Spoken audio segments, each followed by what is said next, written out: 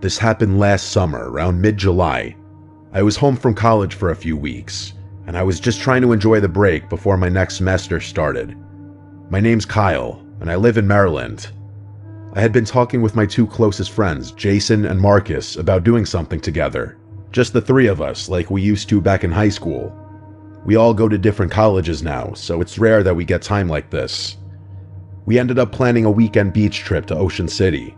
Jason's family owns a small beach house there that they don't use much, and he got permission for us to stay there for a few days.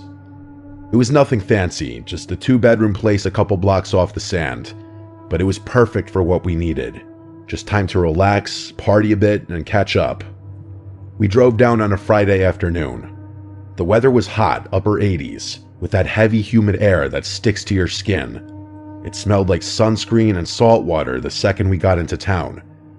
We spent the day walking the boardwalk, messing around in some of the arcades, and people watching.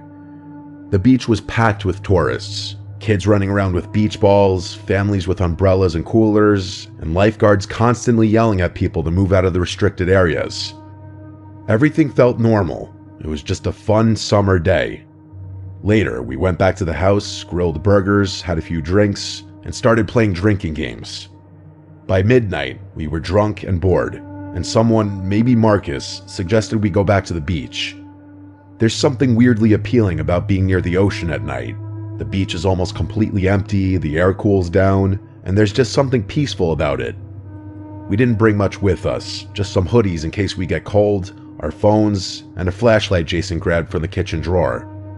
We didn't plan to swim around or anything, just hang out and maybe walk along the shore. We headed down a side street and onto the wooden boardwalk, then took the steps down to the sand. As expected, it was basically completely deserted. The waves were steady, and the only light came from a few lamps on the boardwalk and the moon behind some clouds. There was barely enough visibility to make out where the water met the shore. We walked along the edge of the surf, occasionally letting the cold water hit our ankles. We joked around, talked about random stuff, and just killed time. After a while, we stopped near one of the lifeguard towers, those wooden ones they take down at night, and we just laid in the sand looking up at the sky. That's when Jason noticed something. He suddenly sat up and said, "Is that someone walking over there?" We all sat up and looked in the direction he was pointing. At first, I didn't see anything. It just looked like a dark blur near the shoreline. But then, yeah, I saw it. A figure. But it was just a silhouette at that point, walking slowly, right along the edge of where the water touched the sand, probably 50 or 60 yards away. We figured it was just another person out late like us, maybe just going for a walk. But then we noticed that their movement was off. They weren't strolling around like someone enjoying the beach. Their walk was stiff, slow, and almost mechanical. Their arms didn't swing naturally, and their posture was strange. Their head was tilted down, but not fully. It looked like they were staring at the sand, or maybe scanning it. We all stopped talking and just quietly watched them. Something about it put me on edge. I remember whispering, "What the hell are they doing?" Marcus suggested that maybe they're just looking for something. Jason joked that it was probably some drunk tourist who dropped their keys. We kinda laughed it off and went back to messing around, but I kept glancing at the person. A few minutes passed, and I noticed they had stopped moving. They weren't walking anymore. They were standing completely still now, and they were definitely closer, maybe 30 yards away. That's when I started feeling uncomfortable. We tried not to stare or shine our light at them, but it was getting hard to ignore. There was just something off about the entire thing. Marcus finally said, "They've been standing there for like 5 minutes. Who just stands like that?" Then Jason said something that made my stomach drop. He said, "He's not just standing, he's looking at you, Kyle." I didn't know if he was joking or not. I kinda laughed nervously and said, "Nah, he's looking at the sand." But Jason shook his head and said, "No, look closer. His head's tilted at you." That's when Jason pointed the flashlight at him. I didn't even want him to do that, honestly, but he clicked it on and aimed the beam. The light hit the figure for just a second before the battery started dying and it flickered out. But that second was enough. I saw him. He was almost grayish white with no shirt.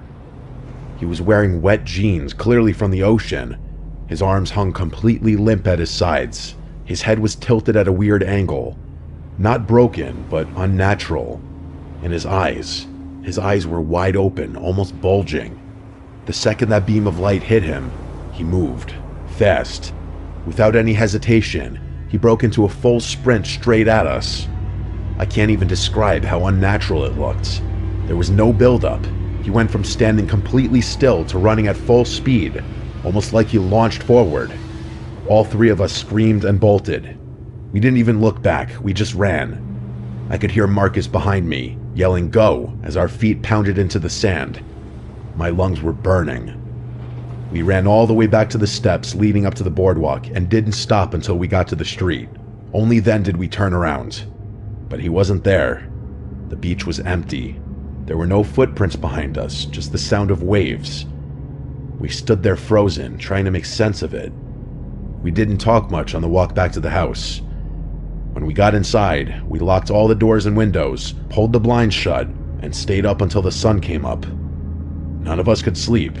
I kept expecting to hear knocking or see that pale face outside the window, but thankfully it never came. The next morning, we tried to laugh it off again, say it was probably just some cracked out homeless guy trying to scare people, but deep down, none of us believed that.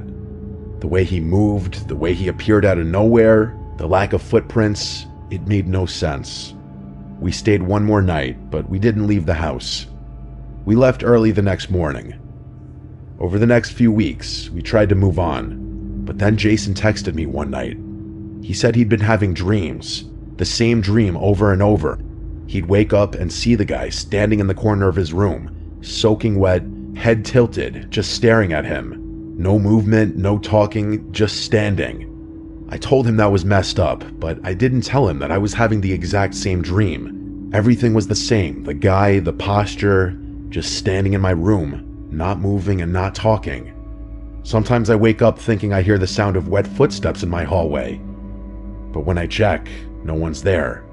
Then, last week, almost a year later, I was scrolling through this local Facebook group that posts about stuff going on in Ocean City. Someone uploaded a photo they'd taken the night before from the beach. It was grainy and dark, but I recognized what they were talking about. They said, "Does anyone know who this creepy guy is that I saw standing by the water at like 1 a.m.? I clicked the photo. It was blurry, but I recognized him instantly. Same posture, same pale skin. He was just looking down at the water. The comments chilled me even more. There were dozens of people saying they'd seen him too. Some said he was there for hours. One person said they watched him walk into the water and never came back out. Another said they found wet footprints on their back porch 2 streets from the beach. No prints leading to or from them. I don't know what we saw that night, but I know this. I'll never go back to that beach at night again.